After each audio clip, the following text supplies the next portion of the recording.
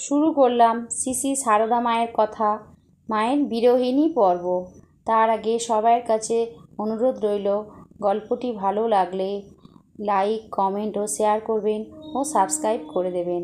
শুরু করলাম মায়ের বিরোহিনী পর্ব। দেবী সত্তায় জগৎ জননী শ্রীশ্রীমা পার্থিব লীলায় শ্রীরামকৃষ্ণের শিক্ষায় নতুন করে গুণ আরোহণ করে জয়রামবাটিতে ফিরে এলেন। শ্রীশ্রীমা যে সমস্ত গুণ আরোহণ করে এসেছেন তা তাকে করে তুলেছিল চিন্তাশীলা, নিঃস্বার্থ প্রেমিকা ও সমবেদনা সম্পন্না। এসব গুণাবলীর প্রকাশ আমরা শ্রীশ্রীমায়ের ভাবী পার্থিব লীলায় দেখতে পাব। জয়রামবাটিতে ফিরতে গিয়ে তার মায়ের সাথে সাথে কাজ করে সাংসারিক কাজে তিনি দক্ষতা অর্জন করেছিলেন, যা ভবিষ্যৎ জীবনে নিশ্চয় তাকে সহায়ক হয়ে তুলেছে।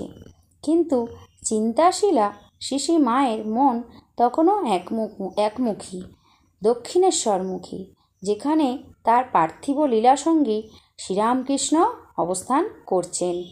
তাদের জাগতিক সম্বন্ধ স্বামী এবং স্ত্রীর।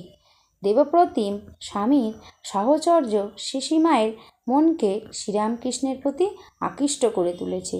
কিন্তু দক্ষিণেশ্বরে ফিরে গিয়ে শ্রীরামকৃষ্ণ আপন সাধন জগতে নিজেকে নিয়োজিত করেছেন। পরিণীতা বধূর কথা সম্ভবত তার খেয়াল নেই, এমন মগ্ন তিনি আপন সাধনায়। এরকম মানসিক অবস্থায় শ্রীমাকে নিয়ত শুনতে হচ্ছে যে তার স্বামী উন্মাদ। জয়রামবাটির বাসিন্দাদের শ্রীরামকৃষ্ণের উন্মাদ অবস্থা বুঝবার ক্ষমতা ছিল না।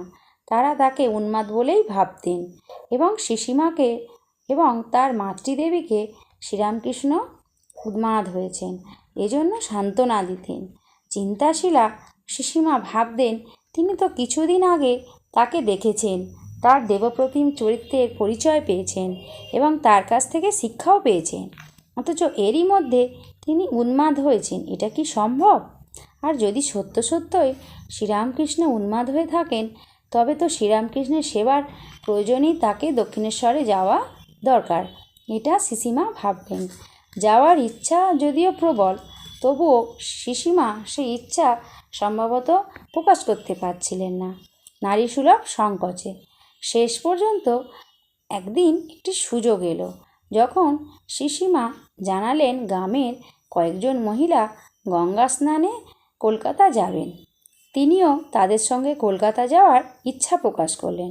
পিতা শ্রীরামচন্দ্র মেয়ের মনের অবস্থা বুঝতে পেরে নিজেই শ্রীমাকে নিয়ে কলকাতায় রওনা হলেন।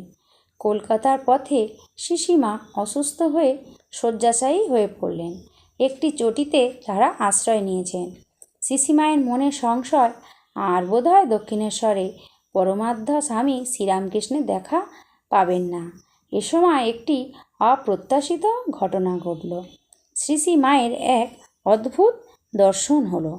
শ্রীমা এই দর্শনের কথা বলতে গিয়ে বলেছেন, জ্বরে যখন তিনি একেবারে বেহুশ, লজ্জা সমর্হিত হইয়া পড়িয়া আছে, তখন দেখিলেন পাশে একজন রমণী আসিয়া বসিল।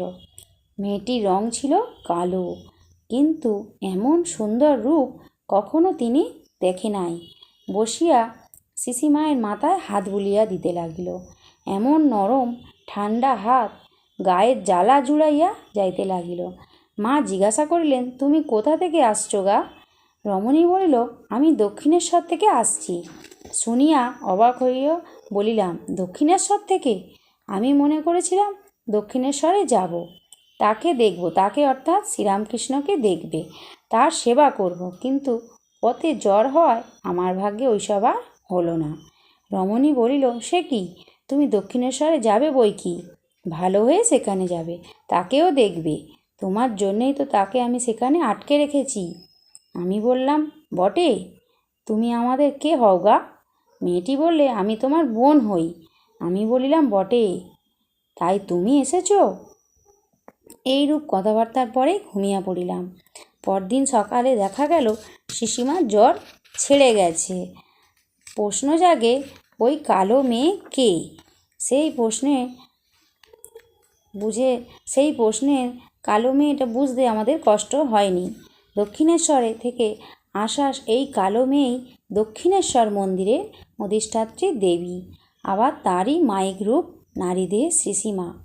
দেবী রূপা জন্মগতা দেহী রূপা শ্রীসীমাকে শুশ্রূষা করে সাময়িকভাবে সুস্থ করে তুললেন, যাতে তিনি দক্ষিণেশ্বরে পৌঁছে যেতে পারেন।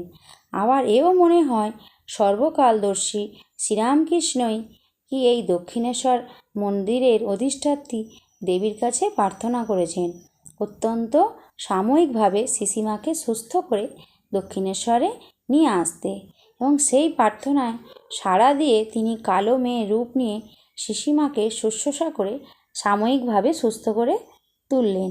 এখানেই লক্ষণীয়, শ্রীসীমা সাময়িকভাবে সুস্থ হয়ে দক্ষিণেশ্বরে পৌঁছেই আবার জ্বরাক্রান্ত হন।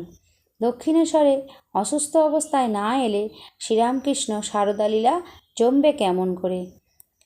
কি সেই লীলা? শ্রীসীমা দক্ষিণেশ্বরে এই প্রথমবার আসেন 1872 খ্রিস্টাব্দে মার্চ মাসে। আজ আমি এই পর্যন্তই পাঠ করে শোনালাম। পরের পাঠটি আবার আগামী দিনে শোনাব।